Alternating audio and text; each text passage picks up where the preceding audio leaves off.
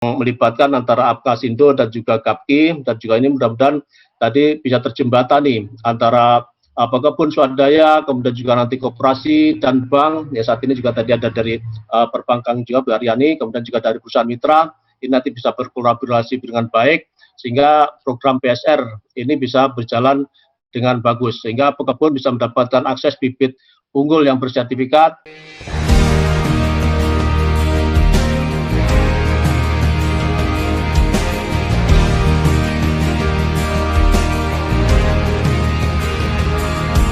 Angin berhembus menerpa dedaunan. Baik, terima kasih Mas Topan atas waktunya. Bapak Ibu yang saya hormati, Pak Eri, Pak Mukti, Pak Darto, Bu Aryani, Pak Riki, Pak Indra Purba, Pak Gulat, dan Bapak Ibu semuanya yang tidak bisa saya sebutkan satu persatu. Ini juga ada Pak Derajat juga ya. Terima kasih atas waktunya. Pada kesempatan ini saya akan menyampaikan beberapa paparan.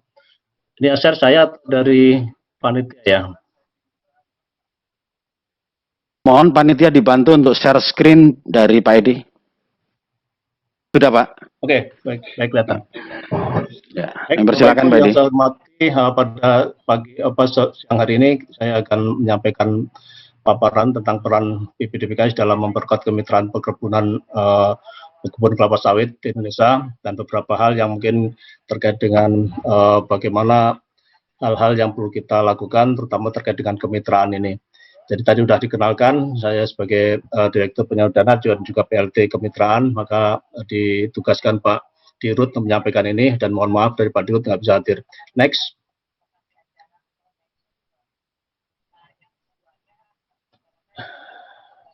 Bisa lanjut. Oh, saya.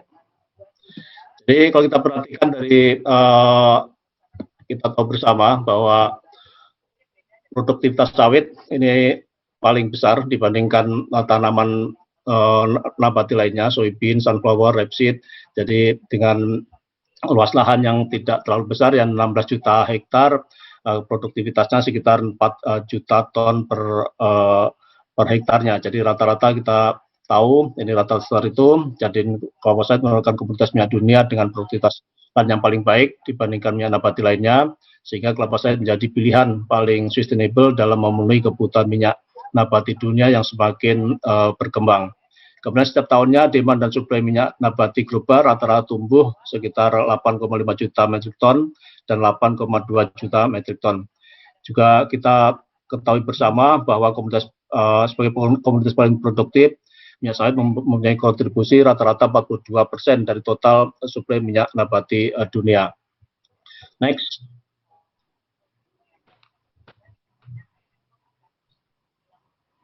Jadi peran sawit Indonesia pada terkait dengan sawit Indonesia mendorong pertumbuhan ekonomi. Kita tahu bahwa pertumbuhan domestik bruto sampai dengan kuartal 1 2021 ini kita masih ada kontraksi sekitar minus 0,74.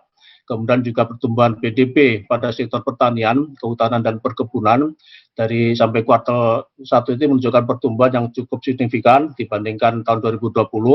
Yaitu dibandingkan 2020 kuartal 1 itu kita masih sekitar 0,02, tapi di triwulan pertama 2021 kita sudah naik menjadi 2,95, jadi lebih tinggi dibandingkan rata-rata tahun 2020. Kemudian juga kita tahu bersama bahwa sektor sawit ini mempunyai industri yang padat karya, ada 4,2 juta tenaga kerja langsung dan 12 juta tenaga tidak langsung. Dan juga pekebun sawit ada 2,4 juta pekebun swadaya dan melibatkan lebih dari 4,6 juta pekerja. Jadi rata-rata nilai konsumsi produktif per tahunnya juga sekitar 33,59 triliun. Kemudian rata-rata nilai ekspor per tahun itu sebesar 21,4 miliar US dollar dan rata-rata sekitar 14,19% per tahun dari total ekspor non migas. Kemudian juga tambahan investasi dalam negeri dengan adanya program mandatory biodiesel itu sebesar 17,86 triliun untuk membangun pabrik biodiesel dengan total kapasitas sampai saat ini sekitar 12 juta kl. Kemudian juga pertumbuhan PDB sektor perkebunan yang positif, industri sawit dapat mempertahankan penyediaan lapangan kerja yang cukup stabil. Next. Kita tahu bersama bahwa berdasarkan kajian yang dilakukan oleh Stanford University, sawit Indonesia itu juga bisa mengurangi kemiskinan dan mengatasi kesenjangan. Jadi berdasarkan penelitian Riyad B. Edward tahun 2010, perkebunan sawit sejak tahun 2000 sampai 2000 sejak tahun 2000 ini bisa berkontribusi membantu 10 juta orang lepas dari garis kemiskinan dan setidaknya 1,1 juta masyarakat pedesaan keluar dari garis kemiskinan. Next. Kita tahu bahwa komposisi sektor perkebunan kelapa sawit ini terdiri dari perkebunan swasta, kemudian juga PTPN atau mungkin punya BUMN, kemudian juga perkebunan rakyat. Dengan komposisinya nanti kita akan lihat bersama bahwa sejak tahun 2070, pemerintah mengurangi kepemilikan perkebunan pada perusahaan negara sehingga mendorong meningkatnya perkebunan rakyat secara signifikan. Pada tahun 1979 perkebunan rakyat tercatat hanya sekitar 1,2% dari perkebunan yang ada. Jumlah ini meningkat tajam menjadi sekitar 41% di tahun 2015 dan di tahun 2018 ini sekitar 42%. Juga Presiden sudah mengeluarkan juga instruksi terkait dengan penundaan atau moratorium terkait dengan perluasan perkebunan kelapa sawit. Next.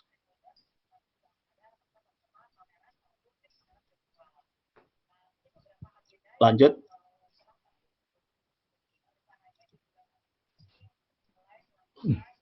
Ya, dari komposisi dan karakteristik perkebunan kelapa sawit, kita tahu tadi bersama dengan data dari Dirjen Bun Kementan, itu total luas lahan dengan 16,38 juta hektar. Itu untuk komposisi perkebunan rakyat itu sekitar 41%, kemudian 52% swasta atau perusahaan, kemudian di yang BUMN tadi perusahaan negara sekitar 0,98 hektar. Dengan komposisinya, persentasenya bisa kita lihat bersama yaitu 41%, 6%, dan 53%. Kemudian juga rata produktivitas, jadi untuk yang di perusahaan itu cukup besar, yaitu 3,5 ton per hektar per tahunnya. Kemudian di perusahaan negara itu sekitar 3,75 ton per hektar per tahun. Kemudian untuk rakyat ini rata-rata masih di bawah 2,8 ton per hektar per tahun. Kemudian juga dari perkebunan sawit rakyat ini yang dikelola rakyat, ini yang ada dikelola pekebun plasma dan juga pekebun swadaya. Dari pekebun plasma itu ada sekitar 5,02 juta hektar.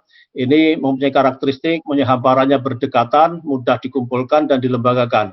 Kemudian juga produktivitas dan akses pasarnya lebih baik. Kemudian untuk pekebun swadaya ini dengan sekitar 1,7 juta hektar. Ini mempunyai karakteristik hamparannya tersebar, kemudian sulit dikumpulkan atau dilembagakan, dan juga produktivitasnya rendah dan akses pasar masih terbatas. Ini yang jadi tantangan kita, bagaimana supaya dengan adanya BPDPKS, kemudian juga kita semuanya, supaya industri sawit ini berkelanjutan. Ini menjadi tantangan untuk pekebun swadaya ini supaya kita lebih tingkatkan kembali, supaya ke depan dia bisa mendapatkan akses pasar lebih luas, kemudian juga produktivitas yang lebih tinggi. Terus selanjutnya kita ketahui bersama bahwa masih adanya inefisiensi rantai pasok sawit rakyat. Jadi kalau kita perhatikan tipikal persoalan pekebun, ini yang pekebun untuk sawit rakyat ini, mereka produktivitas kebun masih rendah, bertumpu pada hasil penjualan minyak. Kemudian biomasa yang lain belum banyak dimanfaatkan, kemudian juga kekuatan tawar pada rantai jual masih jual beli masih rendah, kemudian juga akses langsung kepada pasar dan pembiayaan komersial juga terbatas.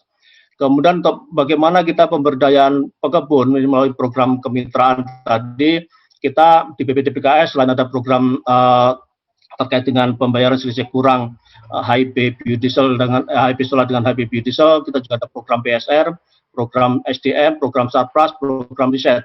Jadi ini kita kolaborasi bersama 4 program ini dengan program kemitraan. Tujuannya adalah bagaimana untuk kita menuju pada kesejahteraan pekebun tadi. Ini yang terus kita olah atau mungkin lakukan dari program-program PSR, kemudian juga program SDM, yaitu pengembangan SDM perkebunan sawit, kemudian juga Sarpras, dan program hasil litbang, ini nantinya bisa dimanfaatkan langsung oleh pekebun, sehingga pekebun rakyat, sehingga ini betul-betul nanti bisa memberi kesejahteraan yang lebih baik lagi. Terus,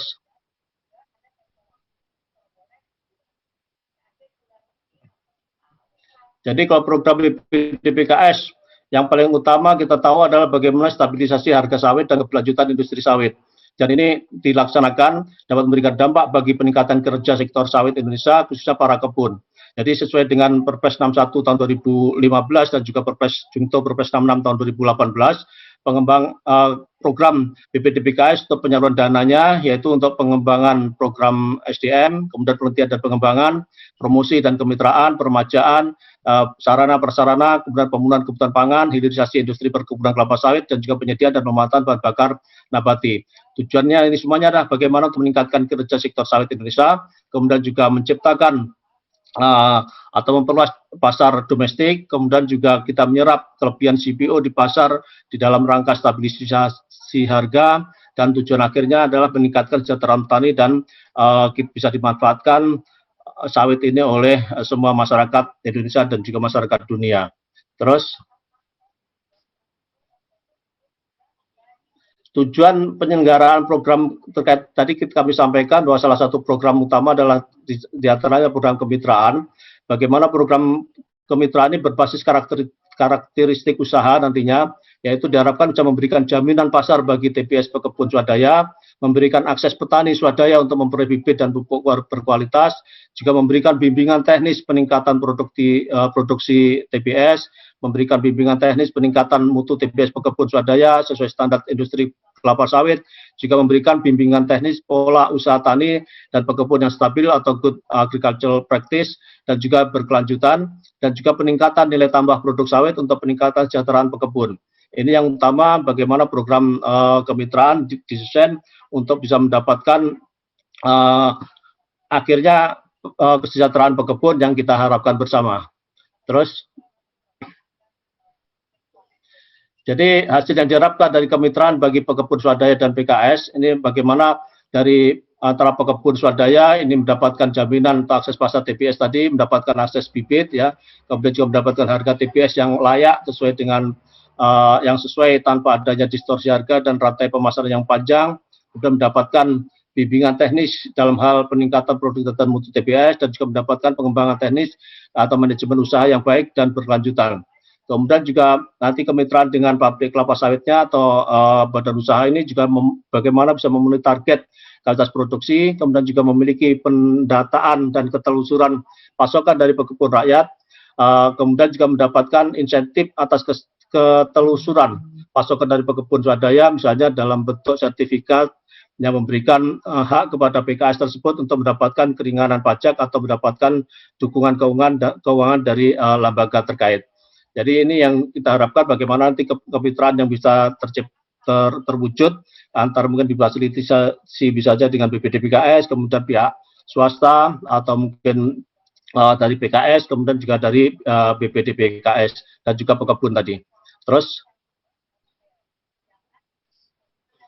kemudian kemitraan antara pekebun swadaya dengan pabrik kelapa sawit ini bagaimana peserta dari kriteria utamanya mungkin nanti bisa ada di sini, yaitu antara pekebun swadaya, kemudian kelembagaan pekebun ini yang diperlukan, apakah nanti bentuk gapoktan atau koperasi, kemudian juga pabrik kelapa sawit. Jadi bagaimana dari pekebun itu yang dihasilkan nanti bisa dimanfaatkan atau disalurkan oleh KUD atau gapoktan atau koperasi ke lembagaannya, dan juga nanti dimanfaatkan oleh pabrik kelapa sawit untuk bisa dimanfaatkan dengan baik.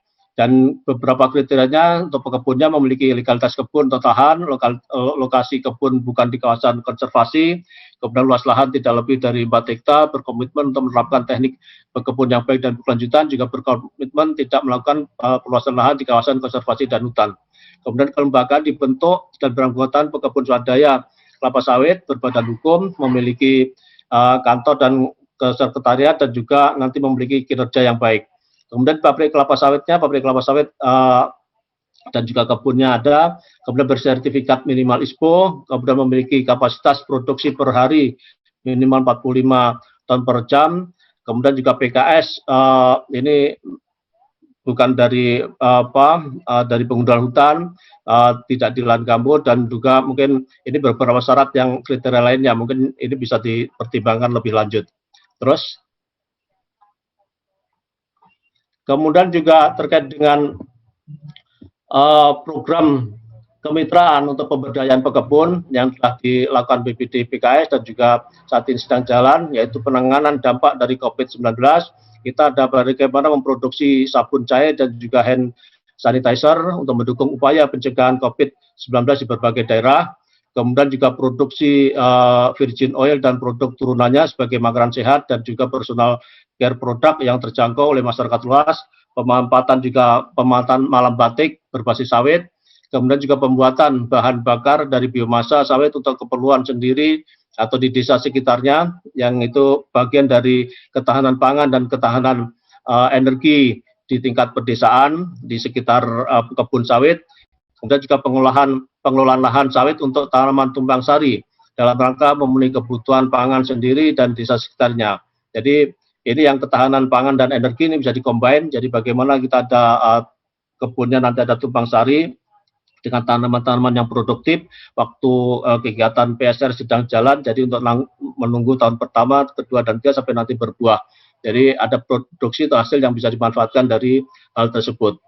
Kemudian next, kemudian terkait dengan program kemitraan, lanjut next. Bagaimana kita kemitraan dengan pekebun ini untuk integrasi dengan industri biohidrokarbon. Jadi saat ini kami juga ada beberapa kajian penelitian yang sedang kami lakukan, dan ini mudah-mudahan bisa nanti lebih banyak bisa dimanfaatkan oleh pekebun, melibatkan pekebun, terutama untuk mengurangi pemanfaatan gasolin yang saat ini masih impor yang sangat tinggi, ini dengan bensin berbasis sawit.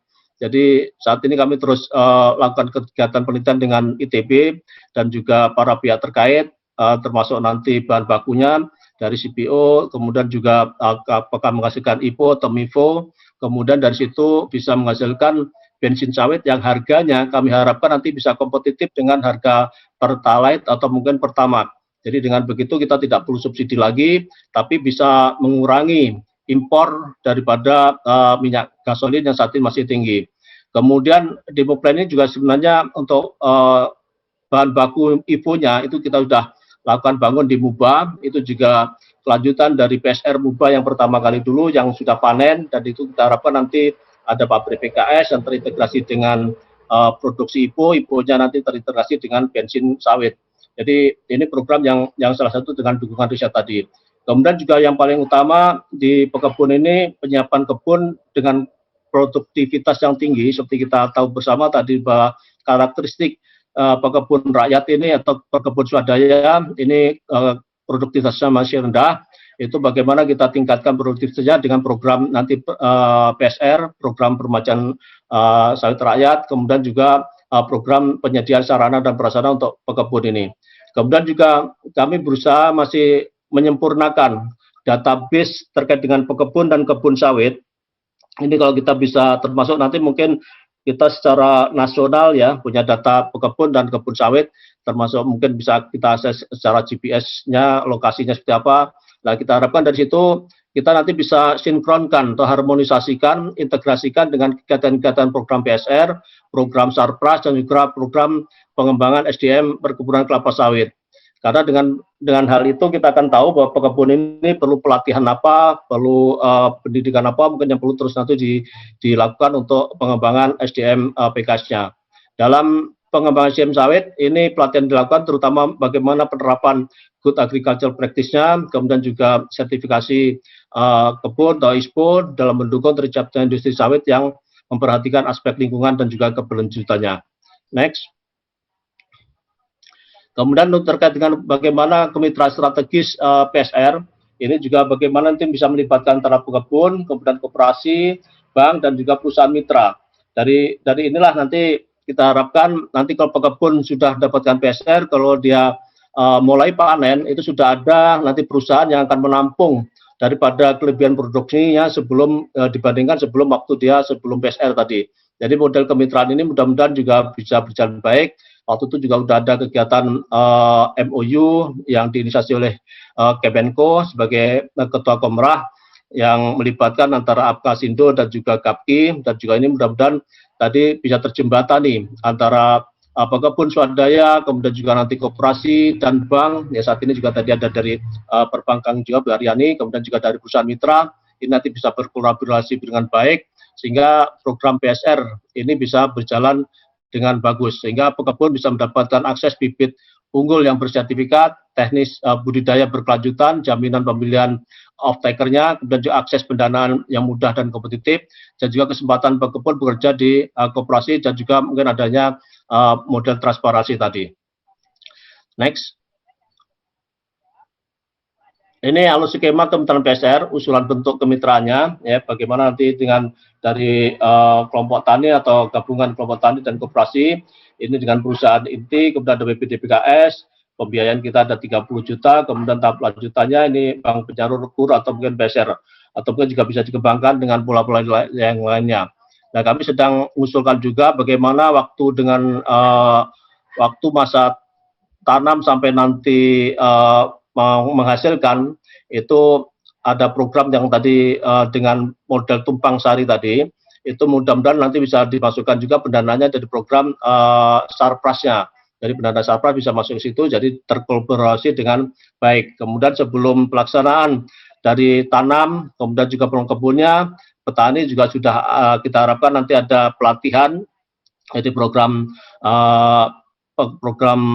pengembangan SDM perkebunan kelapa juga bisa berjalan dengan baik. Jadi bentuk-bentuk kemitraannya pendampingan kultur teknis, kemudian juga kontraktor permajaan, avalis full komersial, kemudian operator pengelolaan. Bentuk kerjasamanya, kalau yang pertama itu pendampingan kultur teknis, tidak ada ikatan kerjasama, hanya sebagai off-taker. Kemudian mekanisme LP nanti mengerjakan sendiri, pendanaan dari BPDP atau dari bank, atau perusahaan support teknis. Kemudian ini sebagai keterangan perusahaan sebagai arranger atau kemudian juga lembaga pendanaan termasuk dari bank dan BPDPKS. Untuk kontraktor permajaan, kerjasama permajaan kebun, T0 dan off-taker, kemudian juga mekanismenya perusahaan membangun kebun, kemudian dari lembaga pendanaan yang mengawasi, kemudian pendanaan dari BPDPKS atau dari bank. Kemudian juga perusahaan sebagai arranger atau kontraktor. Kemudian avalis full komersial, kerjasama pembangunan dan pengelolaan kebun. Kemudian lembaga pendanaan ini tidak terlibat dalam pembangunan, pendanaan dari perusahaan, BPDPKS atau bank. Kemudian perusahaan sebagai kreditor. Kemudian juga operator pengelolaan, kerjasama pembangunan dan pengelolaan kebun. Kemudian lembaga pendanaan sebagai pemiliknya, lembaga pekebun sebagai pemiliknya, kemudian pendanaan dari BPDP atau bank, kemudian perusahaan bangun dan kelola kebun, kemudian nanti dibayar untuk manajemen fee-nya. Ini yang model-model skema kemitraan yang kita kembangkan lebih lanjut untuk program PSR ke depannya. Terus, next. Ini mungkin beberapa kegiatan kemitraan dalam pemberdayaan pekebun, perusahaan dan stakeholder dalam peningkatan kesejahteraan pekebun. Ini kita ada kerjasama terkait dengan pemanfaatan malam batik yang waktu itu juga dihadiri oleh Pak Sandiaga Uno. Next, ini langsung aja, next aja. Terus, jadi Menparekraf Sandiaga Uno ikut membuka pada webinar bioparafin substitut sawit yang berkontribusi bagi industri kreatif sawit. Yang ini malamnya adalah nanti berbasis dari sawit tadi. Terus, ini kerjasama dengan Kemenkop UKM merancang strategi UKMK berbasis sawit. Terus, ini BPDPKS juga kemitraan strategi jadi kunci dorong UMKM sawit naik kelas. Jadi ini beberapa kita kerjasama dengan media untuk melakukan webinar untuk kita menjalin kemitraan strategis daripada BPDPKS tadi. Terus, kemudian juga webinar kemitraan UKMK sawit, strategi mendorong UKMK kelapa sawit ke industri bahan bakar hijau. Terus, Kemudian BPDPK juga mendukung pengelolaan hasil sawit rakyat swadaya di Pelalawan. Jadi di Pelalawan ini juga kami sedang menyusun semacam roadmap atau peta jalan bagaimana pemberdayaan dari nanti hasil PSR, kemudian juga pekebun, hasilnya ini bisa dimanfaatkan kelembagaannya, kemudian sampai produksinya tadi, apakah nanti perlu membangun PKS sendiri, kemudian juga sampai kalau bisa dimanfaatkan menjadi produknya bensin sawit atau mungkin produk tambahan lain, turunan lain yang nanti lebih bermanfaat yang bisa memberi nilai tambah bagi kesejahteraan pekebun. Ini kita kerjasama dengan Sari Agri juga. Terus ini juga kerjasama dengan Apkasindo, bagaimana kita membangun entrepreneur di lingkungan perkebunan sawit, karena banyak di area-area perkebunan sawit yang situ ada pesantrennya, jadi kita juga mendorong kerjasama entrepreneur ini supaya produk-produk sawit dan termasuk mungkin nanti ke arah pembibitannya atau mungkin juga pengelolaan lahannya ini bisa dilakukan dengan pesantren-pesantren yang ada di sekitar perkebunan kelapa sawit tadi. Terus ini juga webinar kemitraan UKMK sawit. Ini strategi mendorong UKMK kelapa sawit. Ini mungkin sama dengan yang lain yang tadi ya. Terus oke, terima kasih Bapak Ibu, itu mungkin yang bisa kami sampaikan, mudah-mudahan bermanfaat, dan nanti kalau kita bisa lebih lanjut dalam diskusi. Terima kasih, Assalamualaikum warahmatullahi wabarakatuh. Waalaikumsalam warahmatullahi wabarakatuh. Terima kasih Bapak Edi Wibowo, Direktur Penyaluran Dana, dan juga Pelaksana Tugas Direktur Kemitraan dari BPDB Kelapa Sawit. Jadi tadi sudah sangat jelas dan komprehensif yang disampaikan oleh Pak Edi, bagaimana peran BPDB Kelapa Sawit dalam upaya memperkuat kemitraan dengan petani kelapa sawit. Tentu saja kalau kita berbicara dalam konteks upaya peningkatan produktivitas petani kelapa sawit, tidak bisa bebannya dipikul oleh satu lembaga. Tidak bisa semua mengharapkan bahwa itu akan tuntas di tangan BPDB. Meskipun BPDB memegang amanah yang sangat besar sebagai pengelola dana perkebunan kelapa sawit, tetapi persoalan, tantangan untuk pemberdayaan dan peningkatan produktivitas petani, ini juga menjadi tanggung jawab semua pemangku kepentingan dalam mata rantai industri sawit. Terima kasih Pak Edi Wibowo, sangat komprehensif paparannya.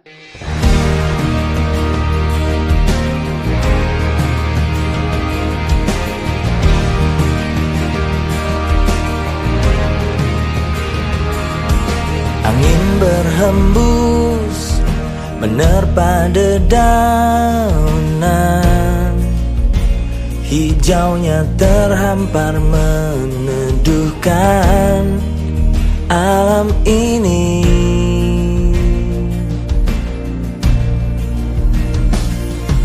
Mereka indah tiba saat